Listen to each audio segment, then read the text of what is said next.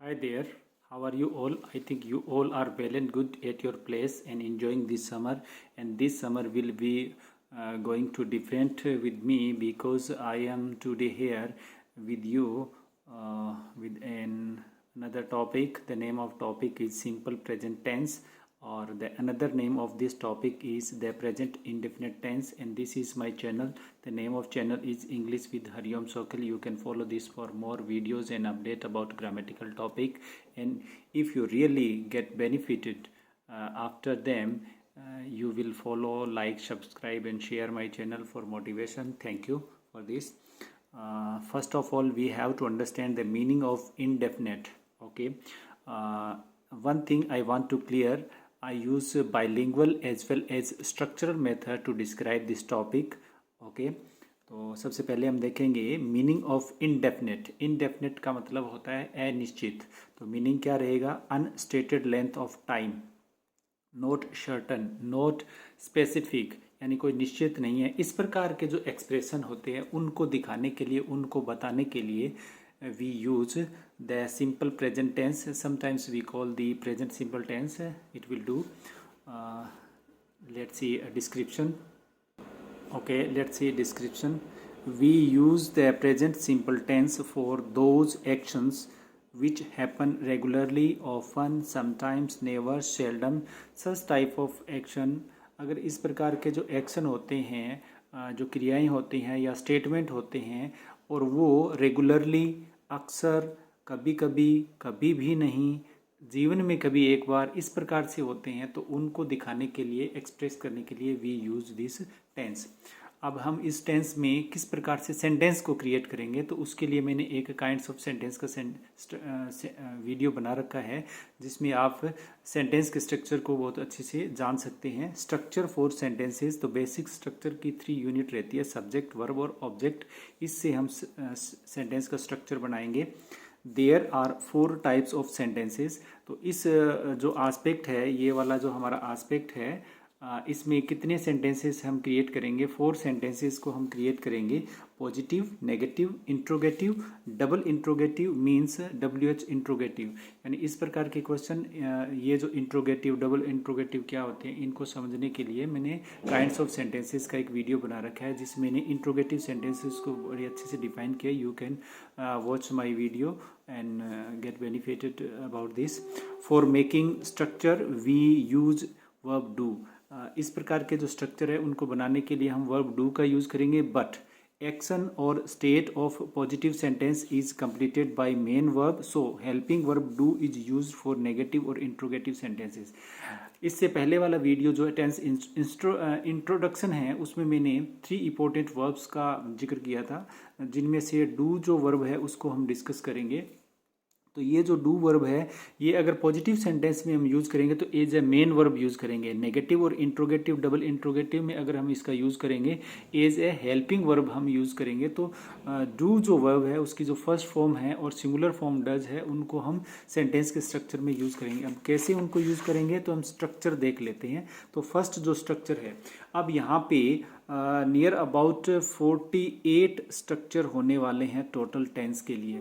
तो there are 4 aspect, 3 time, और इनके अंदर एक जो टाइम है प्रेजेंट का, उसमें 12 स्ट्रक्चर होंगे. पास्ट और फ्यूचर के भी 12 स्ट्रक्चर होंगे. और ये जो इसके है आस्पेक्ट है, इसके अंदर 4 रहेंगे. तो लगभग ये जो हैं 48 स्ट्रक्चर बनने वाले हैं. तो इनको हम सीरियल से इन ऑर्डर टू लिखते जाएंगे, so that we can frame this structure in our mind, so we can easily speak by using them instantly. तो स्ट्रक्चर क्या रहने वाले हैं? सब्जेक्ट. अगर हमारा सब्जेक्ट, और पिछले वाले वीडियो में मैंने ये भी डिफाइन किया कि सब्जेक्ट किस प्रकार के रहते हैं. 2 टाइप के सब्जेक्ट रहते हैं, वर्ब भी 2 टाइप के रहते हैं, सिंगुलर प्लूरल का फंक्शन. तो अगर सब्जेक्ट सिंगुलर है तो वर्ब भी सिंगुलर रहेगी, ऑब्जेक्ट रहेगा. सब्जेक्ट प्लूरल है तो वर्ब की first form by default plural होती है, तो उसके बाद में ऑब्जेक्ट आ जाएगा. तो ये हमारा कौन सा सेंटेंस बन जाएगा? ये जो इस टाइप का जो सेंटेंस रहेगा, ये सेंटेंस हमारा होता है पॉजिटिव सेंटेंस. तो ये सेंटेंस कौन सा हो जाएगा? पॉजिटिव सेंटेंस का स्ट्रक्चर रेडी हो गया है. अब नेक्स्ट वाला जो है सब्जेक्ट. सिंगुलर है तो डज लगाएंगे एज ए हेल्पिंग वर्ब, उसके बाद में नोट लगाएंगे और उसके बाद में वर्ब की फर्स्ट फॉर्म ऑब्जेक्ट लगाएंगे। अगर सब्जेक्ट हमारा प्लूरल है तो डू लगाएंगे, उसके बाद में नोट यूज़ करेंगे, देन वर्ब फर्स्ट फॉर्म और ऑब्जेक्ट यूज़ करेंगे। और ये जो हमारा स्ट्रक्चर है ये हमारा नेगेटिव स्ट्रक्चर रेडी हो गया है। तो नेगेटिव सेंटेंस बनाने के लिए हम इस स्ट्रक्चर को यूज़ करेंगे।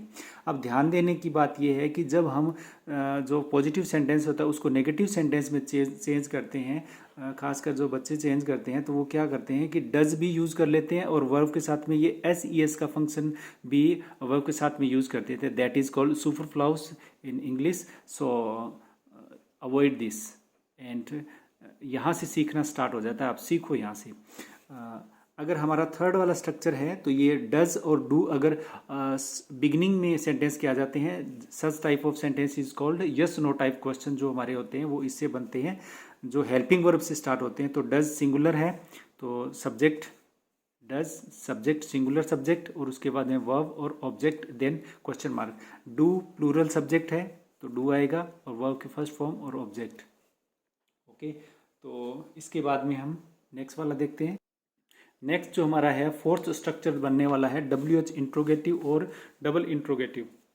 या तो WH वर्ड के साथ में हम इसको बनाएंगे या फिर डबल इंट्रोगेटिव। डबल का मतलब WH भी आ गया और उसके बिगिनिंग में आपकी हेल्पिंग वर्ब भी आ गई है। तो WH वर्ड और does singular subject verb first object then question mark.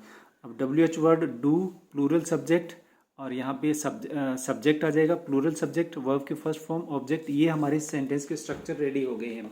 और ये वाला भी स्ट्रक्चर है, इसको नेगेटिव अगर हमें रेडी करना है, इसको अगर हमें नेगेटिव बनाना है तो इसका नेगेटिव किस प्रकार बनेगा।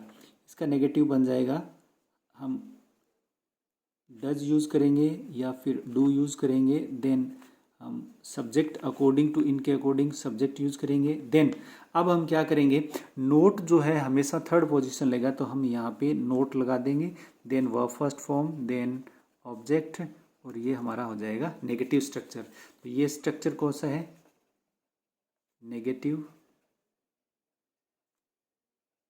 इंट्रोगेटिव। इसी प्रकार से हम इसका भी नेगेटिव इंट्रोगेटिव बना लेंगे, सब्जेक्ट के बाद में वर्ब लगा नोट लगा देंगे। तो अब मैं यहाँ पे एक ही वर्ब लेके चलूँगा और वो वर्ब मैं ले लूँगा प्ले। इस प्ले वर्ब से ही मैं सेंटेंस बनाता चलूँगा, जो 48 सेंटेंस रेडी होंगे। तो फर्स्ट वाला क्या है, मैंने यहाँ पे लिखा ही प्ले। अब ही क्या है, ही जो हमारा है सब्जेक्ट है और प्ले क्या है वर्ब है। ही सिंगुलर है, पहले वाले वीडियो में आप देख सकते हैं कि ही जो था वो सिंगुलर था, तो यहाँ पे क्या है इसको भी क्या कर देंगे हम सिंगुलर बनाएंगे। वाई वाला फंक्शन भी हमने देखा था, तो हमने ही प्लेज फुटबॉल, तो मैंने यहाँ पे एक सेंटेंस बना लिया ही प्लेज फुटबॉल। इसका मतलब वो फुटबॉल खेलता है, उसने कल भी खेला आज भी खेला, इन फ्यूचर भी पॉसिबिलिटी कि वो खेलता है, it means he is a player.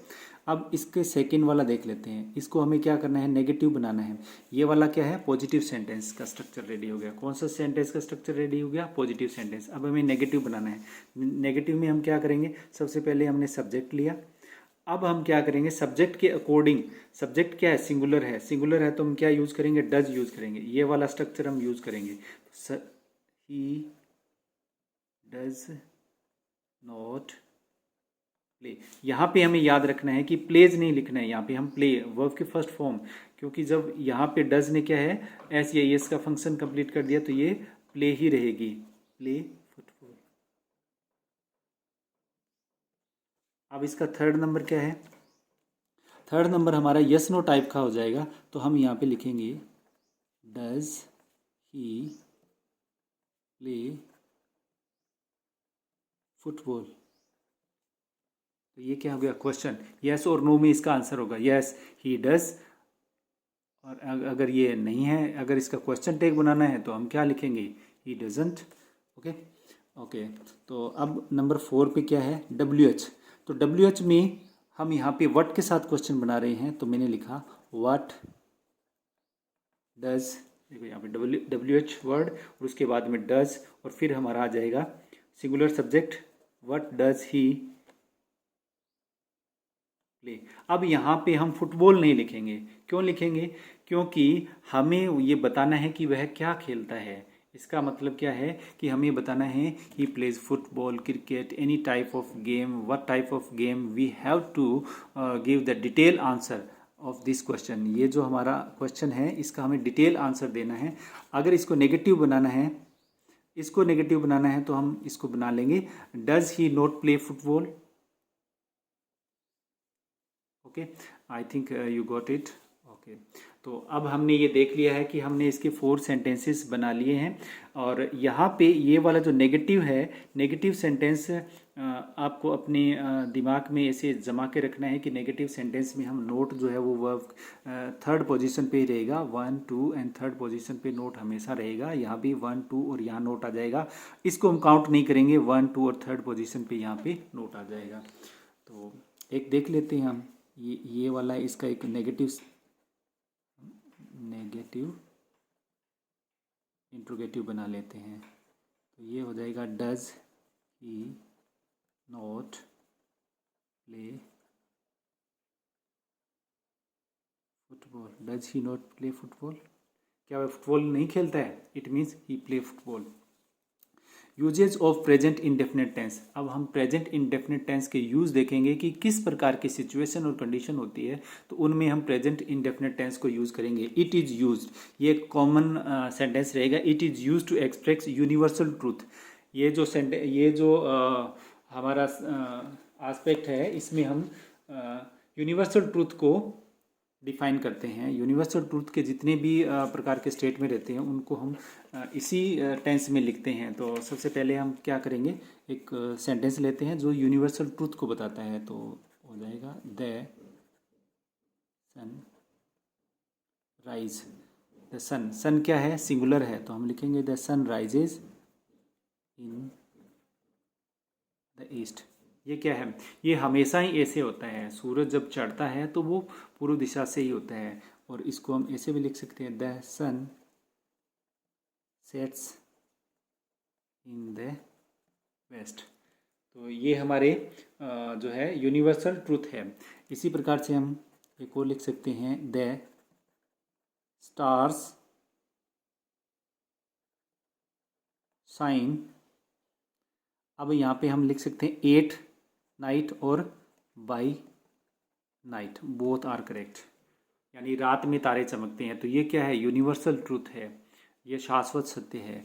Next वाला यूज क्या रहेगा, किस प्रकार की सिचुएशन रहेगी? टू एक्सप्रेस रेगुलर एक्टिविटी और हैबिचुअल एक्शन, यानी जो हमारी रेगुलर एक्टिविटी है या हमारा हैबिट का जो वर्क है उसको डिफाइन करने के लिए हम क्या करेंगे, इस प्रकार के सेंटेंसेस इस एस्पेक्ट को यूज़ करेंगे। तो मैं यहाँ पे लिख लेता हूँ, ही ऑफन कम्स लेट। वह अक्सर लेट आता है, ये उसकी हैबिट है। ये उसको क्या दिखा रहा है? ये उसकी हैबिट है, ये उसकी रेगुलर एक्टिविटी नहीं है, ये उसकी हैबिट है कि वो अक्सर लेट आता है। अगर हम एक और देखें रेगुलर एक्टिविटी की, ही गोज टू मार्केट, तो ये उसकी क्या है? रेगुलर एक्टिविटी है। हो सकता है he is a shopkeeper, he is a hawker, he is a officer, कुछ भी है। तो वो इनको दिखाने के लिए वो क्या है, उसकी एक्टिविटी है कि वो रोज़ मार्केट में जाता है। तो ये वाला भी हमारा क्लियर हो गया। टू एक्सप्रेस जर्नल ट्रूथ और साइंटिफिक फैक्ट। अगर हमें कोई भी जनरल ट्रूथ है, सामान्य जो सत्य है, या फिर साइंटिफिक ट्रूथ है, तो उनको दिखाने के लिए भी हम क्या है, इसका यूज़ करते हैं। तो साइंटिफिक ट्रूथ के लिए हम देखेंगे, water boils at 100 degree Celsius, और इसी को हम लिख सकते हैं, water freezes at 0 degree centigrade. ये हमारे क्या है? साइंटिफिक फैक्ट है, ये साइंस का फैक्ट है कि ऐसा ही होता है। और अगर जनरल ट्रूथ की बात करें, ओके, जनरल ट्रूथ क्या रहेगा? Two and two make. इसमें कभी कभी ग्रामेरियन का इसमें थोड़ा सा रहता है कि वो मेक भी लिखते हैं और मेक्स दोनों को सही मानते हैं, बट मैं यहाँ पे मेक के साथ जाऊँगा, मेक 4। ये क्या है कि जनरल ट्रूथ है कि जब दो और दो को, 2 और 2 को हम जोड़ेंगे या दोनों को एक करेंगे तो वो 4 हो जाएंगे। It's okay. तो अब हम नेक्स्ट देखते हैं। नेक्स्ट जो है, to express permanent state. Permanent state को किस प्रकार से देखेंगे, जैसे मैं यहाँ पे एक एग्जांपल लिखता हूँ, माई हाउस फेसेस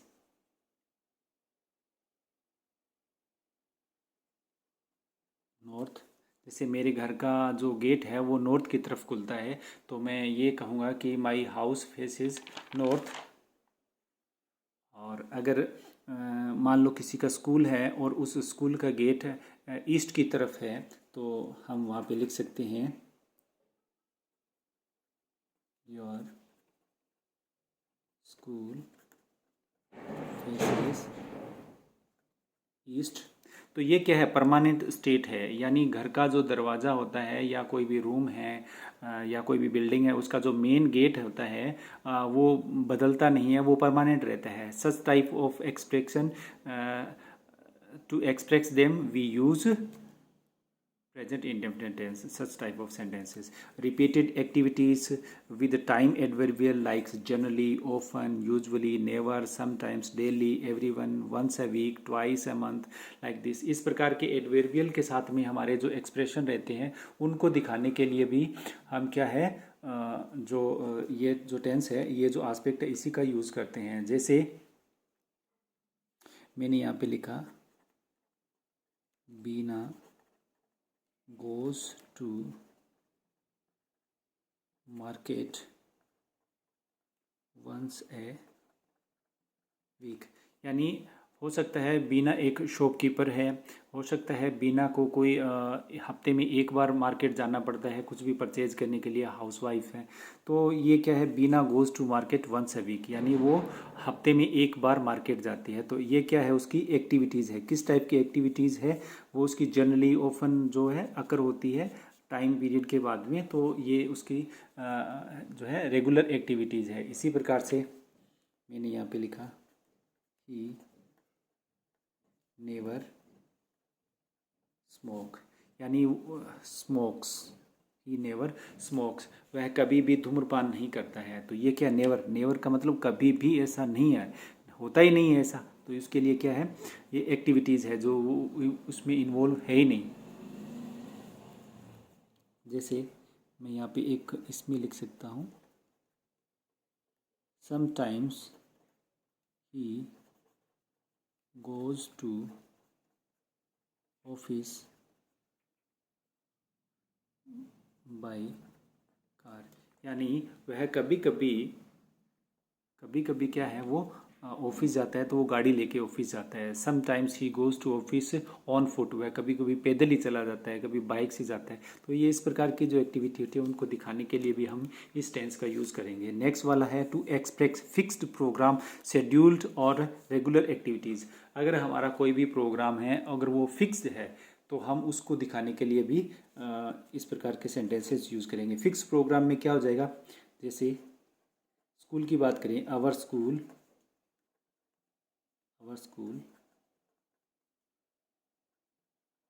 फंक्शंस, हमारा स्कूल क्या है, फंक्शन करता है, हमारा स्कूल चलता है, रन करता है फ्रॉम 7 to 1 PM, यानी वो 7 से 1 बजे तक हमारा स्कूल लगता है।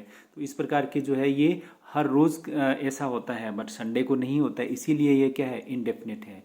संडे को हम स्कूल जाते हैं, नहीं जाते हैं। संडे को टीचर स्कूल आते हैं, नहीं आते हैं, क्योंकि संडे के दिन क्या है, वेकेशन रहता है, हमारा जो है स्कूल ऑफ रहता है। तो ये इसी प्रकार से ये जो टेंस है ये इनडेफिनिट, इसीलिए इसको इनडेफिनिट कहा जाता है।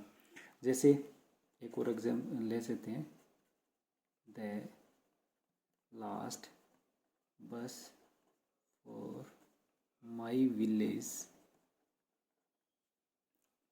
Leaves eight 8:30। जो लास्ट बस है शहर से गांव की तरफ आने वाली जो लास्ट बस है वो 8:30 बजे निकलती है, चलती है, या वहाँ से जो जगह छोड़ती है। तो हम क्या है, इस प्रकार के जो स्टेटमेंट होते हैं उनको दिखाने के लिए टू एक्सप्रेस फिक्स्ड प्रोग्राम, ये फिक्स हैं तो इनको दिखाने के लिए भी हम इसी टेंस को यूज़ करेंगे। A planned future event used with future time adverbials like tomorrow, next week, next month, next year, such type of adverbial that shows futurity, but we use tense this one to express them. Planned future, ये जो planned future है इसी को ही क्या बोलते हैं, coloured future बोलते हैं। रंजित भविष्य जो होता है उसको हम बोलते हैं। जैसे लिखते हैं हम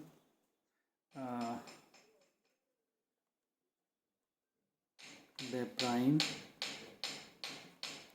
मिनिस्टर अराइव्स इन जयपुर, अराइव्स इन जयपुर टुमारो, यानी प्राइम मिनिस्टर जो है कल जयपुर पहुंचने वाले हैं। ये प्रोग्राम फिक्स हो चुका है तो इसको ये जो टेंस है ये टेंस हमारा क्या रहेगा, द प्रेजेंट सिंपल टेंस रहेगा, और जो टाइम का एक्सप्रेशन है वो फ्यूचर को दिखाने वाला है। इसी प्रकार से हम देख लेते हैं।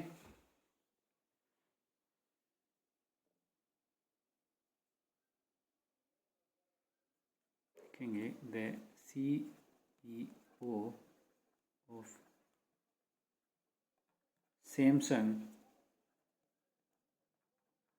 addresses his team,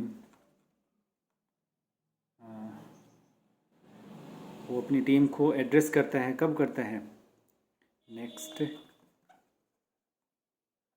वीक, यानी ऐसा वो होने वाला है, ये फिक्स हो गया है कि CEO आने वाला है और वो कोई भी भाषण देगा या फिर कोई भी अनाउंसमेंट वगैरह जो भी है वो टीम की मीटिंग के साथ में करेगा, अपनी टीम को वो नेक्स्ट वीक में संबोधित करेगा। तो इस प्रकार के जो एक्सप्रेशन रहते हैं उनके लिए भी हम ये जो है टेंस यूज़ करते हैं। Okay, the next one is to express newspaper headlines. अगर न्यूज़पेपर हेडलाइंस है तो उनको भी देख, न्यूज़पेपर की जो हेडलाइन है, यू कैन ऑब्जर्व न्यूज़पेपर, आप न्यूज़पेपर को लेके आइए, उस पे ऊपर आप हेडलाइंस जो रहती है उनको आप देखेंगे, नोटिस करेंगे, और स्ट्रक्चर से देखेंगे तो आपको हेडलाइंस प्रेजेंट सिंपल टेंस में ही ज़्यादातर मिलेगी, क्योंकि न्यूज़पेपर की हेडलाइंस को दिखाने के लिए इसी टेंस का यूज़ करते हैं। जैसे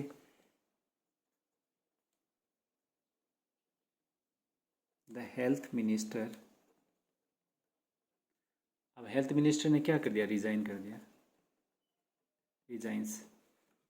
अब वो हर रोज़ थोड़ी देता है रिजाइंस, लेकिन न्यूज़पेपर की हेडलाइन जो है उसको दिखाने के लिए हम इसी टेंस का यूज़ करेंगे। अगर सेकंड वाला देखें, the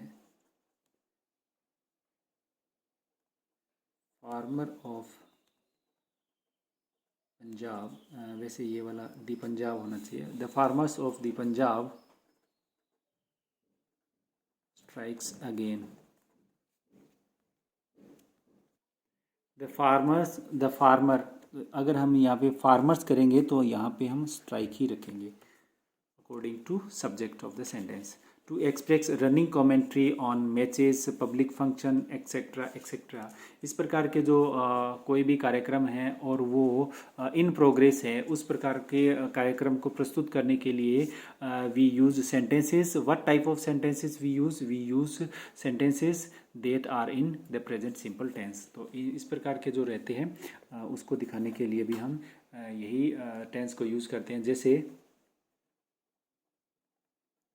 Pandya bowls to MS Dhoni, और MS Dhoni hits a huge six। Just like expression जो रहते हैं वो हमारे इसी में ही इस टेंस में ही हम यूज़ करते हैं। नेक्स्ट वाला है इन कंडीशनल सेंटेंसेस। ये एक अलग से टॉपिक है।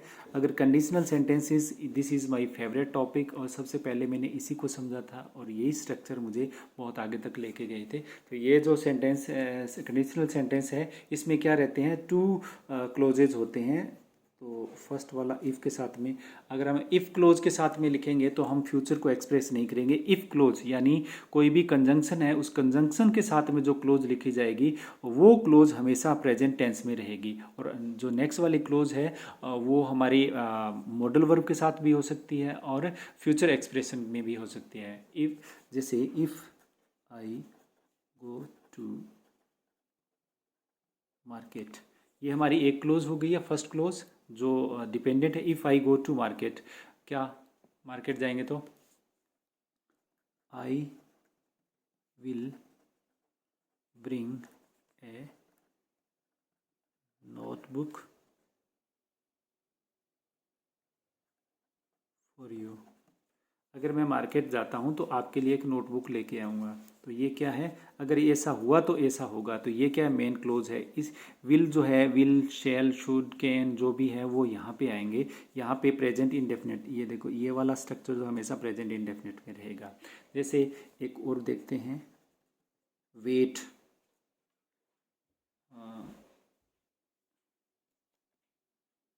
Wait till he is ready.